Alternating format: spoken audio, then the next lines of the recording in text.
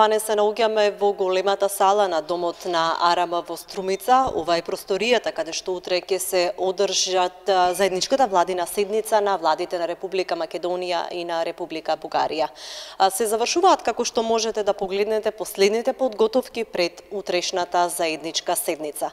Инаку, како што и најавуваат од владата, ќе се разговара за битни прашања кои што се од интерес на граѓаните на двете земји. Во денешното соопштение кое што го испрати владата, е наведено дека ќе се работи на поевтинување, односно на укинување на роамингот помеѓу двете земји. Во соопштението се вели дека владата одобри проект за меморандум за разбирање помеѓу Министерството за транспорт, информатичка технологија и комуникации на Република Бугарија и Министерството за информатичко општество и администрација на Република Македонија за намалување на меѓународните тарифи за роаминг за телекомуникацијски услуги.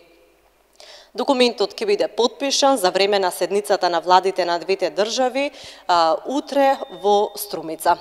Инаку, предвидени се потпишување на вкупно 10 договори помеѓу двете држави, како и отпочнување на 7-8 заеднички иницијативи. Ова го изјави минатата недела премиерот Зоран Заев, кој што имаше обраќање пред млади лидери од Република Бугарија. Предлагам да ја видиме изјавата и да се потсетиме уште еднаш што ќе се случува утре во Струмица. Во иднина следуваат неколку видови на договори од повеќе области. Еден од најзначајниот што ќе потпишеме овде е соработката во областа на одбраната. Бугарија има убави центри за обука и за сервисирање на опрема во одбраната. Македонија ќе може преку овој договор да ги користи овие центри. Ако не постои таков договор, не можеме да ги користиме ваквите центри. Секако ќе си платиме за таа работа, но ако имаме договор, за Бугарија ќе биде покриена цената на чинење, а Македонија не мора премногу да плати. Тоа ќе овозможи можност на двете земји да имаат придобивка од оваа работа. Во Бугарија и така постои центарот за, како го викаат, опремен центар е за одржување на хеликоптери, на тенкови, на транспортни возила во одбраната. Во Македонија нема таков. И зошто да не го користиме тој што постои во Софија. Во областа на внатрешните работи, заради границите, но и заради размената на информациите. Двете земји сме со определба да се бориме против тероризмот, екстремизмот, радикализмот. Со ваквите договори ќе бидеме обврзани да ги споделуваме сите информации. Буквално. Ќе отвориме иницијатива да има нула роаминг помеѓу Бугарија и Македонија. Сега кога сте тука да не барате wireless, значи директно да можете да се уклучите, а тоа да не вече ни ништо, заради граѓаните.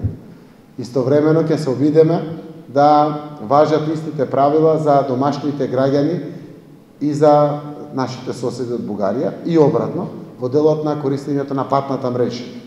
Знаете како странци, ако тргнете према Скопје и треба да дојдете до Патарината, за странци е дупла поскапо отколку тоа што ние го плаќаме. Или ние кога ќе дојдеме во Бугарија, винетката е за нас поскапа отколку граѓаните на Бугарија што плаќаат. Сега ќе плаќаме исто.